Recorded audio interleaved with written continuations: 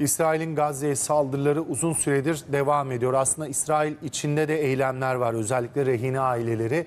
Ki bu yaşananlar tabii ki siyasete de sıçradı diyebiliriz. İsrail'de hükümet krizi baş gösterdi. Savaş kabinesi üyesi Benny Gantz ve eski Genelkurmay Başkanı kabineden peş peşe istifa ettiğini duyurdu.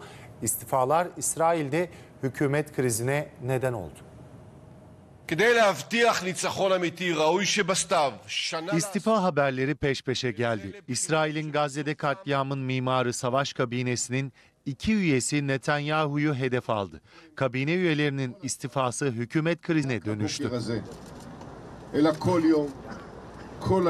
İlk istifa kararını savaş kabinesi üyesi Benny Gantz düzenlediği basın toplantısıyla duyurdu. Netanyahu'yu İsrail'in gerçek zaferine engel olarak gösteren Gantz, hükümetten istifa ettiğini açıkladı. Eski Savunma Bakanı Gantz, Gazze'de Netanyahu'nun siyasi kaygılarla kararlar aldığını belirtti.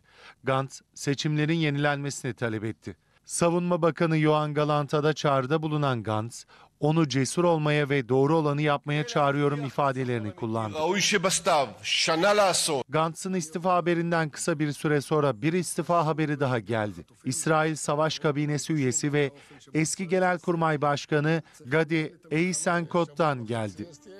İsrail'in Ahronot gazetesinin haberine göre Eisenkot, Başbakan Netanyahu'ya istifa mektubunu sundu. Eisenkot, mektubunda başbakanlığını yaptığınız kabine savaş hedeflerine ulaşması için gerekli kararları almalı ifadesini kullandı.